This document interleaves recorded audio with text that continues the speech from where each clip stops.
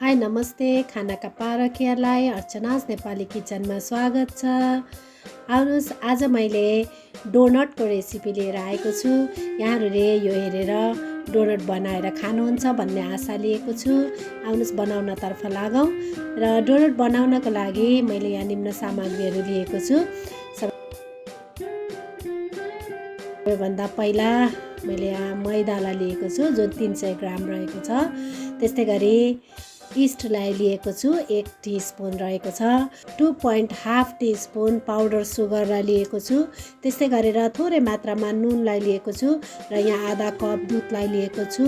अलिकति हामीलाई पानी पनि चाहिन्छ। यति सामग्री भयो भने हामी डोनट बनाउन सक्छौँ। र आउनुहोस् यो डोनट बनाउनतर्फ लागौँ। सबैभन्दा पहिला एउटा ठुलो बोल लिएर त्यसमा यो मैदालाई राख्नु होला र त्यस पछाडि पाउडर सुगरलाई राख्नु होला। त्यस्तै गरी इस्टलाई पनि यसैमा मिक्स गर्नुपर्छ र हामीले लिएको नुनलाई पनि यसैमा राखेर यो सबै ड्राई इन्ग्रिडियन्ट्सहरूलाई मजाले मिक्स गर्नुपर्छ।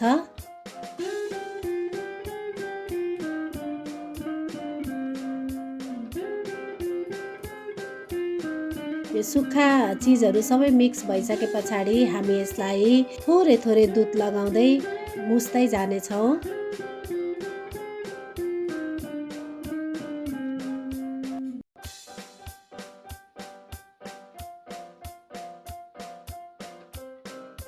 हामीले यो डोनट बनाउँदाखेरि दुधलाई थोरै थोरै हाल्दै मुस्नुपर्छ। एकैपटक सबै दुध राख्नु हुँदैन। यो दुधमै मात्रै मुसेर पनि बनाउन सकिन्छ, तर मैले चाहिँ यहाँ दुध र पानी पनि अलिकति प्रयोग गरेको छु। यो मुस्दाखेरि हामीले धेरै गिलो पनि बनाउनु हुँदैन र धेरै साह्रो पनि बनाउनु हुँदैन, ठिक्कको बनाउनु पर्छ।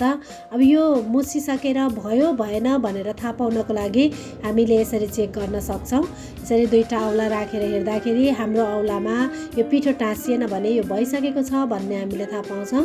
र यो भइसके पछाडि यसलाई माथिबाट हामीले तेल दलेर 3-4 घन्टाको लागि छोपेर राख्नुपर्ने हुन्छ। र यो 3-4 घन्टा पछाडि अहिले भएको पिठोमा डबल साइज भएर आउँछ।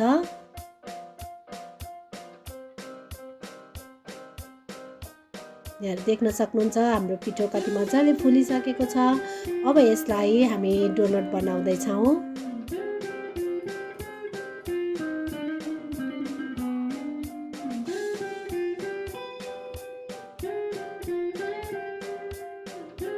हामीले यो डोनट बनाउँदाखेरि यो पिठोमा थोरै मैदा राख्दै बेल्नुपर्ने हुन्छ।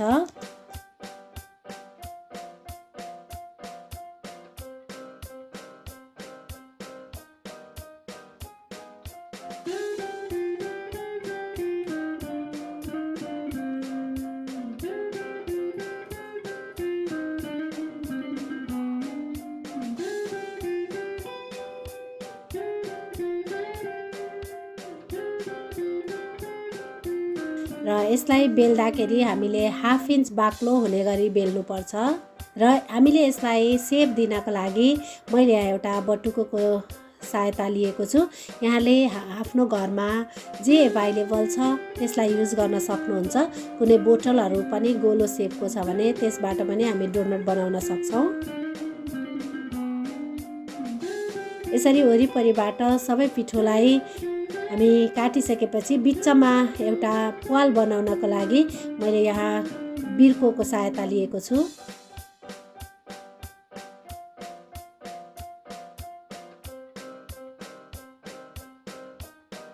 यसरी हामी सबै पिठोलाई डोनटको सेप दिनेछौँ र यो बिचको पनि निकाल्नेछौँ।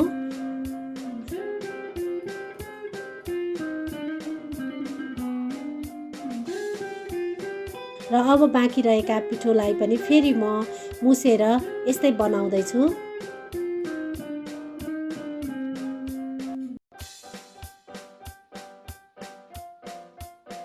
यसरी हामीले यो डोनटको सेप दिइसके पछाडि आधा घन्टाको लागि एउटा सफ्ट कपडाले यसलाई छोपेर राख्नुपर्ने हुन्छ, जसले गर्दाखेरि यो फुलेर यसको साइज फेरि डबल हुन्छ। यहाँहरू देख्न सक्नुहुन्छ अघि हामीले बेलेर राखेको पिठोभन्दा डबल साइजको भइसकेको छ।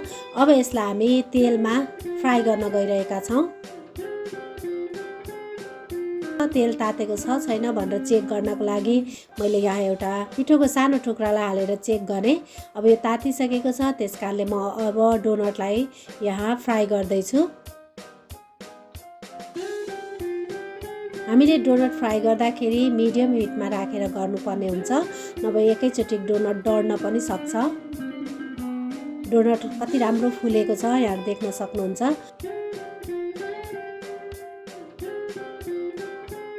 डोनटलाई राम्रोसँग अझै फुलाउनको लागि हामीले तेललाई अलिअलि माथिबाट पनि यसरी राख्नुपर्ने हुन्छ।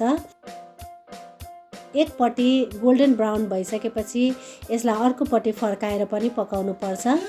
र यसलाई 2-3 पटक फर्काई पनि हामी पकाउन सक्छौँ।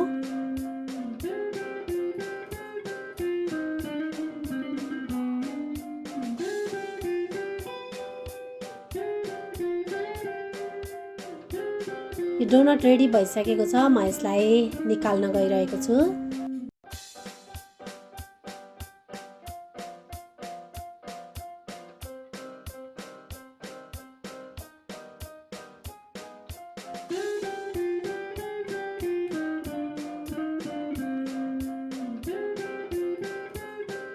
र अब बाँकी रहेको डोनटलाई पनि म यसरी नै सबै फ्राई गर्दैछु।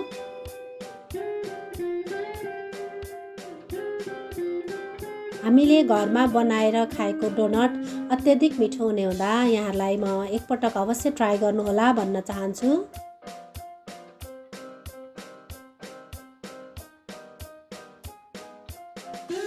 डोनट कति राम्रो फुलेको छ, हेर्दैखेरि खाउँ लाग्ने भइसकेको छ।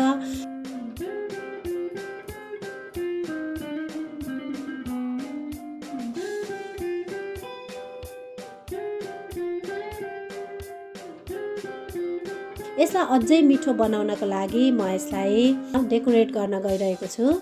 यो डेकोरेट गर्नको लागि मैले यहाँ चकलेटको सिरप बनाएको छु। चकलेटको सिरपलाई म यसमाथिबाट दलेर यसलाई अझ टेस्टी बनाउँदैछु। यहाँले क्याडबरीलाई लिएर थोरै दुधमा पगालेर यसरी चकलेटको सिरप बनाउन सक्नुहुनेछ। र यो बनाइसके पछाडि यसलाई अझै राम्रो देखिनको लागि मैले यहाँ स्प्रिङ्कल्सको प्रयोग गरेको छु। यहाँले यतिकै खानुभए पनि हुन्छ, यो लगाएर अझ राम्रो बनाएर खानुभए पनि हुन्छ, र यो चकलेट सिरप नलगाए त्यत्तिकै डोनट खानुभए पनि हुन्छ। यहाँलाई आजको रेसिपी कस्तो लाग्यो हेरेर लाइक, कमेन्ट र सेयर गर्न नबिर्सिनुहोला। यदि च्यानललाई सब्सक्राइब गर्नुभएको छैन भने सब्सक्राइब पनि गरिदिनुहोला।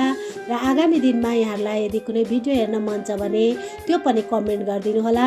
म त्यही अनुसार बनाउने कोसिस गर्नेछु। हस्, धन्यवाद।